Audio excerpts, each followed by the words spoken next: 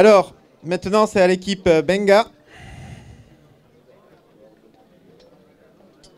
qui a travaillé sur la solution pour l'hôpital marin de Hendaye.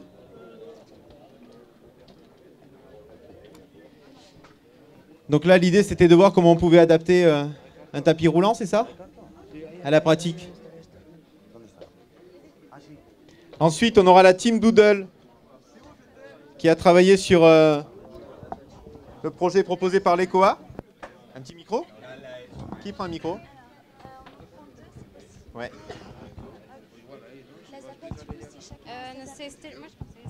Parce que moi je viens de passer le micro, s'il faut que je lui passe la zapette. Ensuite, on aura la fine équipe qui a travaillé sur la mairie de Biarritz.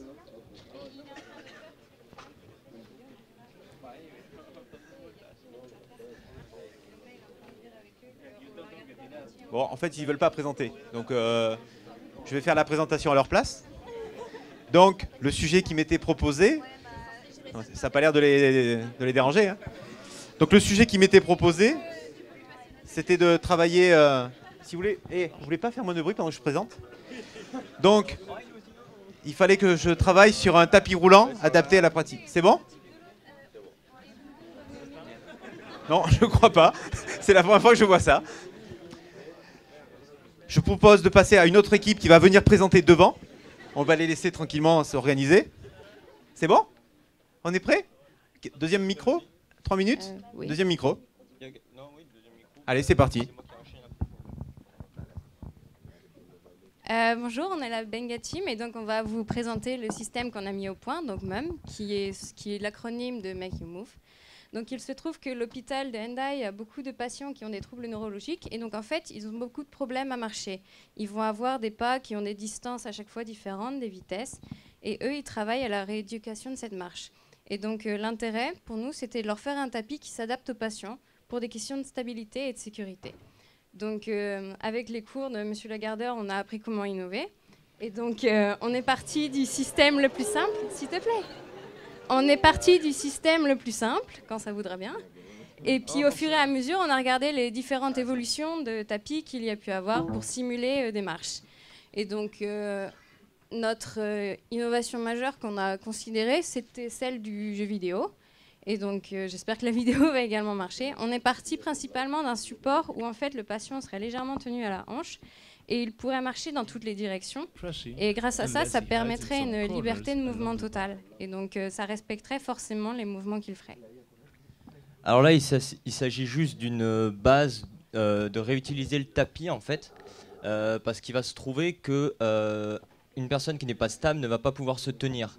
Alors pour ça, on va ajouter un coussin gonflable qui va permettre de stabiliser la personne, de la permettre de rester droit et en sécurité. Comme présenté. De plus, pour la sécurité, on va ajouter un harnais avec un système de sangle comme les ceintures de sécurité. Dès que la personne va tomber, elle va être retenue immédiatement de par la vitesse.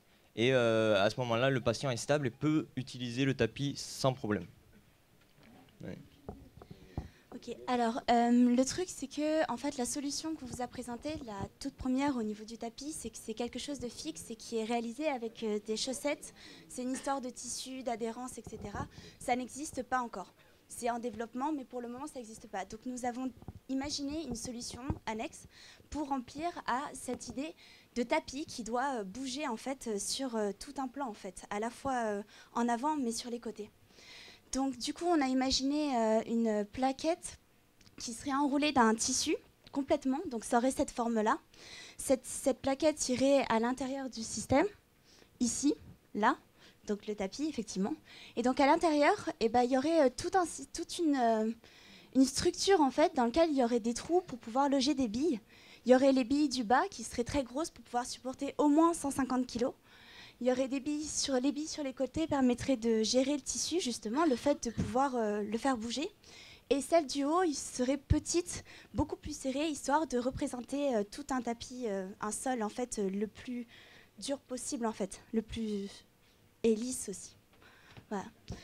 Donc, ce qu'on voudrait additionner par rapport à notre système, c'est que il faudrait lui mettre des capteurs, parce qu'en fait, ce système, c'est pas uniquement genre faire quelque chose sur l'instant, c'est quelque chose qui dure sur le moment, c'est même sur le long terme.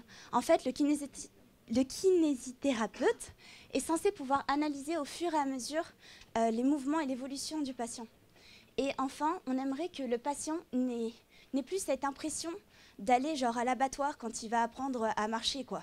Le plan, c'est de pouvoir ensuite lui mettre par exemple des Google Glass ou des choses comme ça, qui ferait que quand il y va, il a une certaine liberté, même s'il est à l'hôpital. Voilà.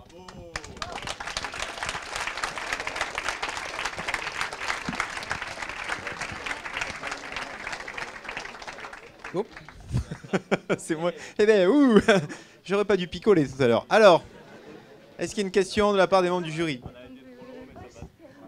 Pardon, une question. Comment s'adapte la vitesse du tapis, la vitesse de déroulement?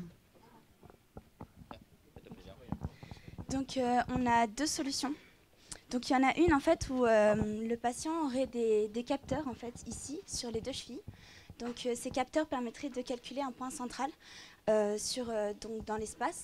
Et en plus de ça, on aurait un vecteur vitesse, donc justement en fonction avec l'accélération du pied, qui nous permettrait de calculer à peu près approximativement, et le plus sensible, il faut faire des recherches, etc. Mais voilà, pour que le tapis arrive pile poil au moment. À savoir que lorsque la personne est censée tomber, justement les ceintures, eh ben, elles vont envoyer un système aux billes, donc, que je vous ai dit sur les côtés, qui vont bloquer ces billes. Comme ça, en fait, le tapis ne bouge plus. Donc c'est vraiment cette sensation de tomber. Et la deuxième solution était et peut-être que ça fonctionne tout seul, en fait, que ce soit fait naturellement. Mais c'est moins contrôlé, quoi. C'est tout. Il faudrait que le patient ait la force de mettre en mouvement. Et ça dépendra des patients. Et ça peut être adapté aux différentes pathologies. Voilà. Est-ce que le personnel de l'hôpital... Hop, ici. Et alors merci parce que j'ai vu qu'il a parlé en français, c'est lui qui a fait souvent la traduction parce que c'était une équipe composée d'Estia et de Don Bosco en Espagne, donc merci parce que...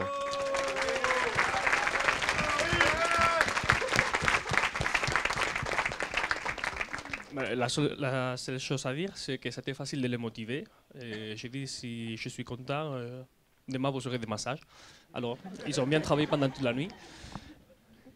J'étais surpris parce qu'ils ont réfléchi à tout. Ils ont posé des questions à propos des prix, à propos des normes d'hygiène, rangement, et ils ont réfléchi à tout carrément. Nous, on avait imaginé un tapis de marche, ils nous ont proposé ça, et c'est vrai que pour nous, c'est beaucoup plus adapté.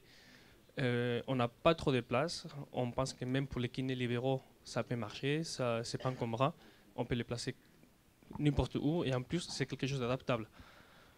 Nous, on travaille la neurologie, mais là, je vois que même pour le monde du sport, le monde des jeux vidéo, n'importe quel patient, là, on peut l'adapter. Alors, je suis très content, et merci la Venga Team. Merci à vous. Du coup, d'après ce qu'on nous a donné comme information, il y a une personne très importante de l'hôpital de Paris qui pourrait être intéressée, qui apparemment voulait parler tout à l'heure. Ah d'accord. Ah. Non, elle veut pas. Alors très vite alors. Merci. Bon, docteur Soudry, je suis responsable du pôle SSR maladies rares neurologiques, donc effectivement je suis très émue et j'ai des camarades qui font de la recherche à Paris, à l'école normale sup et au centre de référence maladies rares, de la filière Brain Team à la Pitié-Salpêtrière et le centre de référence de neurogénétique. Donc tous ces gens-là vont être absolument enchantés de vos travaux, parce qu'il y a une maladie qui s'y prête totalement, c'est la maladie de Huntington disease, vous pourrez googliser ça ce soir. Ce sont des mouvements anormaux qui surviennent après 35-40 ans, donc chez des gens qui sont encore en activité, qui ont besoin d'entretenir leur motricité, leur marche pour aller au travail, pour mener une vie de famille normale. Et l'application Check que j'ai vue tout à l'heure aussi sera tout à fait adaptée pour ces gens-là, parce que le déclin cognitif, voilà, il y a beaucoup de choses qui vont intéresser le cerveau, la rééducation cognitive et la rééducation motrice. Donc merci infiniment. Mais de rien.